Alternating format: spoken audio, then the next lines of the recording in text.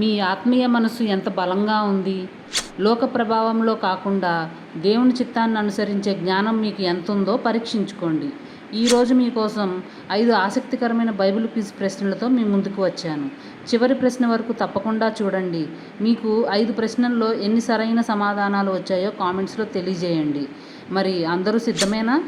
అయితే ఇంకెందుకు ఆలస్యం, ఈ క్విజ్ని ప్రారంభిద్దాం. దేవా పాపిని నిన్నాశ్రయించాను.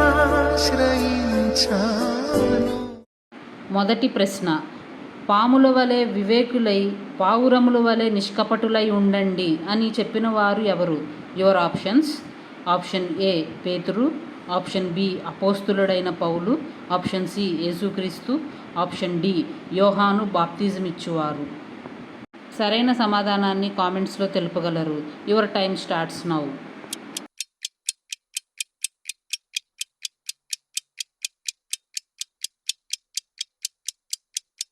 సరైన సమాధానం ఆప్షన్ సి యేసుక్రీస్తు.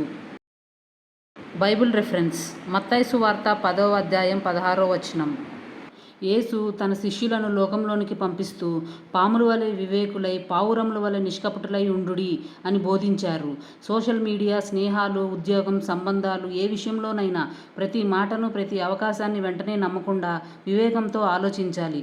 అదే సమయంలో ఇతరులను మోసం చేయకుండా క్రీస్తు ప్రేమను మరియు నిష్కపటమైన స్వభావాన్ని మన జీవితంలో చూపించాలి. లోకంలో జీవిస్తున్న లోకపు చెడు మనలోనికి రాకుండా క్రీస్తును అనుసరించడం నిజమైన వివేకం. రెండవ ప్రశ్న, లోకపు ఆలోచనలను అనుసరించకుండా మనస్సు నూతన పరచబడాలని బోధించిన అపోస్తులుడు ఎవరు? Your options.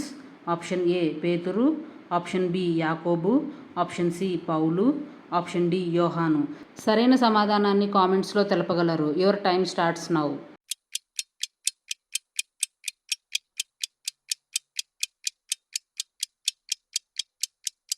సరైన సమాధానం ఆప్షన్ సి పౌలు. బైబిల్ రిఫరెన్స్, రోమీయులకు రాసిన లేఖ 12వ అధ్యాయం 2వ వచనం. పౌలు మనకు ఈ లోకపు ప్రవర్తనలు, ఆలోచన విధానాలను అనుసరించకుండా మనసు నూతన పరచబడటం ద్వారా మార్పు పొందాలని బోధిస్తున్నారు. అలా మారినప్పుడు దేవునికి ఇష్టమైనది, శ్రేష్టమైనది ఏమిటో మనం గుర్తించగలుగుతాం.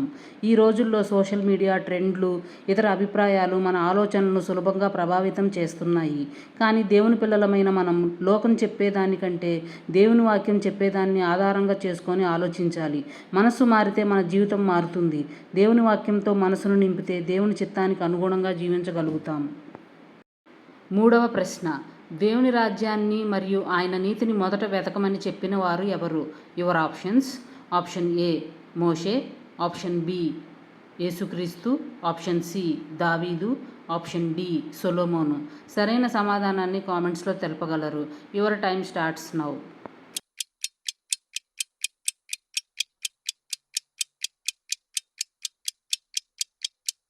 సరైన సమాధానం ఆప్షన్ బి యేసుక్రీస్తు. బైబిల్ రిఫరెన్స్, మత్తయి సువార్త 6వ అధ్యాయం 33వ వచనం.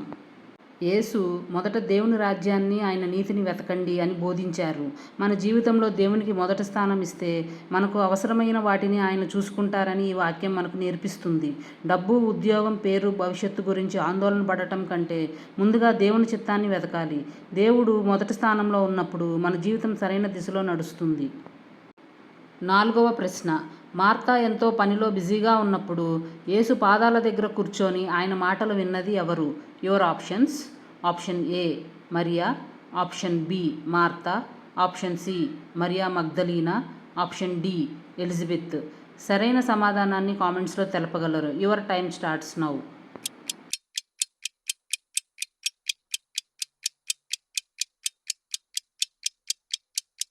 సరైన సమాధానం option A Maria. Bible reference, లూకాసు వార్త 10వ అధ్యాయం 38వ వచనం నుండి 42వ వచనం. మార్తా పనులతో బిజీగా ఉండగా మరియా యేసు పాదాల దగ్గర కూర్చొని ఆయన మాటలను విన్నది.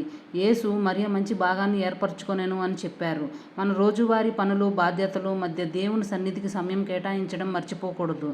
దేవుని మాట వినడం, ఆయనతో సంబంధాన్ని పెంచుకోవడం మన జీవితంలో మొదటి ప్రాధాన్యతగా ఉండాలి.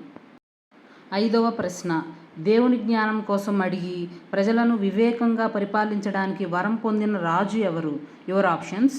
ఆప్షన్ ఏ సౌలు, ఆప్షన్ బి దావీదు, ఆప్షన్ సి సొలొమోను, ఆప్షన్ డి హిజ్కియా. సరైన సమాధానాన్ని కామెంట్స్లో తెలపగలరు. Your time starts now.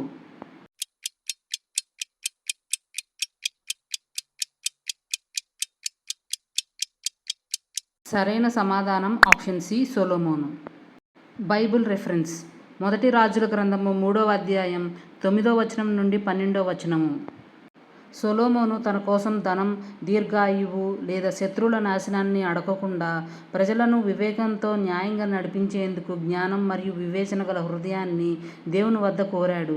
అతని కోరిక దేవునికి నచ్చడంతో దేవుడు అతనికి అసాధారణమైన జ్ఞానాన్ని అనుగ్రహించారు.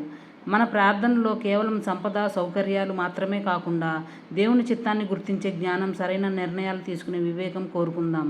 దేవుని జ్ఞానంతో తీసుకున్న నిర్ణయం మన జీవితాన్నే కాదు, మన చుట్టూ ఉన్న వారి జీవితాలను కూడా ఆశీర్వదించగలదు.